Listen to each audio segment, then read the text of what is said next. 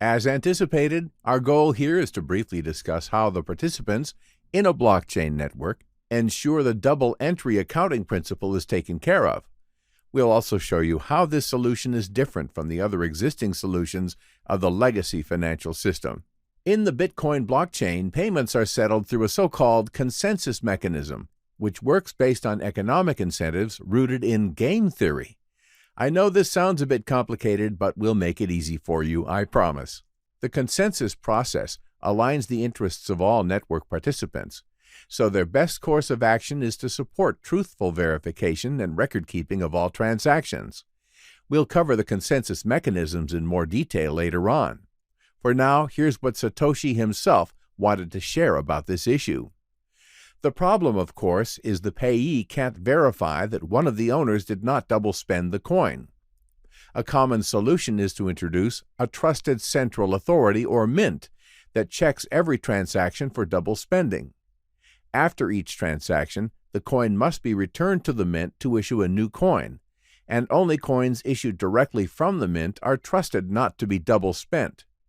The problem with this solution is that the fate of the entire money system depends on the company running the mint, with every transaction having to go through them, just like a bank. We need a way for the payee to know that the previous owners did not sign any earlier transactions. For our purposes, the earliest transaction is the one that counts, so we don't care about later attempts to double spend. The only way to confirm the absence of a transaction is to be aware of all transactions. In the mint-based model, the mint was aware of all transactions and decided which arrived first. To accomplish this without a trusted party, transactions must be publicly announced, and we need a system for participants to agree on a single history of the order in which they were received. The payee needs proof that at the time of each transaction the majority of nodes agreed it was the first received. So the root of the problem is to secure a consensus process through which all participants in the network are on the same page at any given time. This process must be so robust that all participants trust it with their money. The simple solution is to introduce a trusted central authority to run the ledger of transactions, just like a bank. As history has shown many times, such central parties or middlemen can present a risk of their own, and far too often have been compromised. Therefore, Satoshi goes for the more difficult solution, to secure and maintain decentralized consensus in a global payment system. In fact, this problem is so complex that nobody had ever solved it before. Let's run through a few examples of how different existing payment systems work.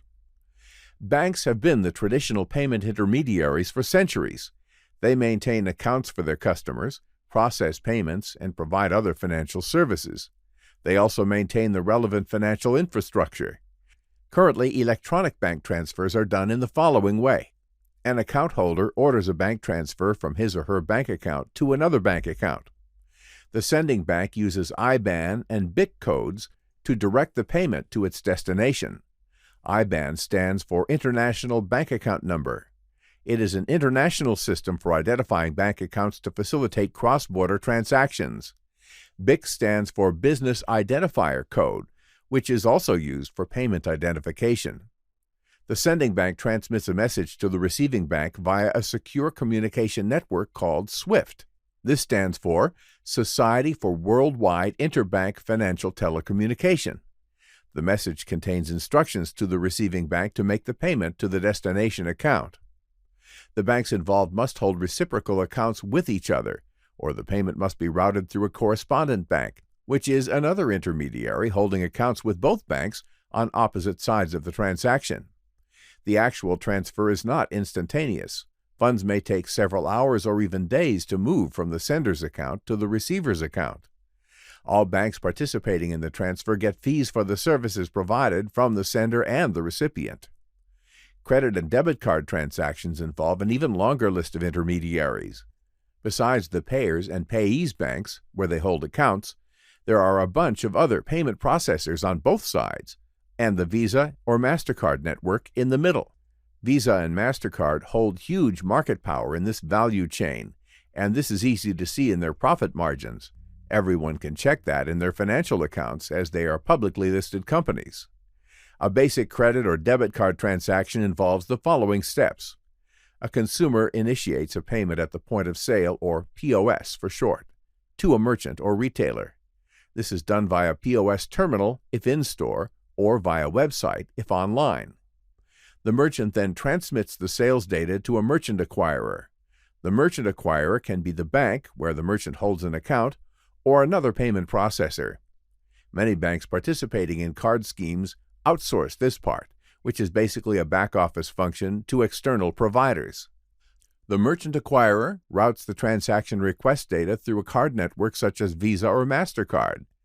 The card network sends the transaction request data to the card issuing bank. The card issuing bank remits the funds back through the card payment network. The card payment network passes on the funds to the merchant acquirer. Finally, the merchant acquirer credits the merchant's deposit bank account. Needless to say, all intermediaries involved in the process get paid substantial fees for passing the money on through the system.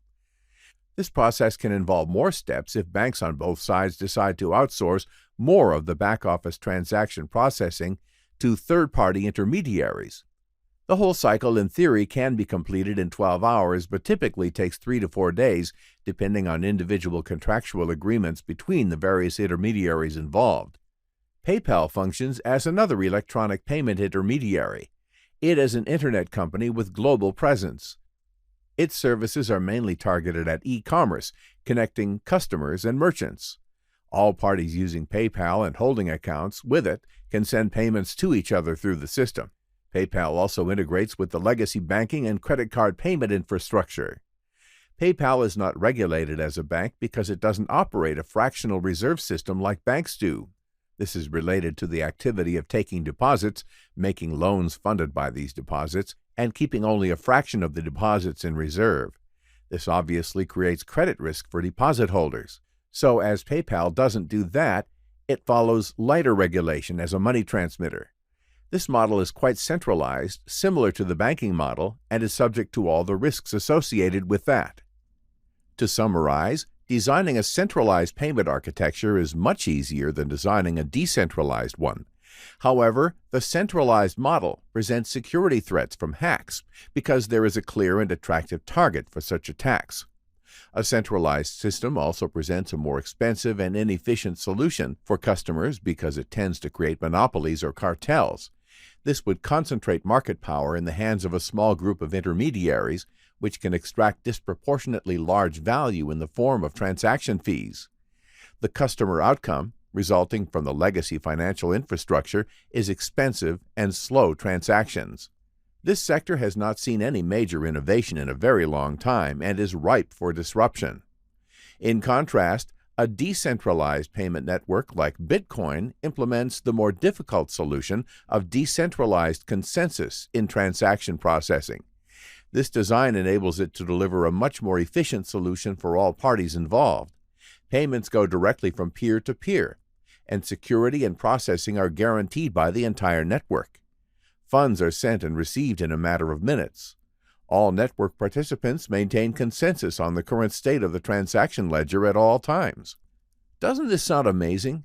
Direct peer-to-peer interaction is always a superior solution for all parties involved. There are no rent-seeking intermediaries stuck in the middle to extract value from the counterparties.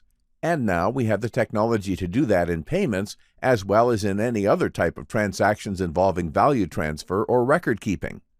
If you like this solution, let's go ahead and develop deeper understanding of how Bitcoin works.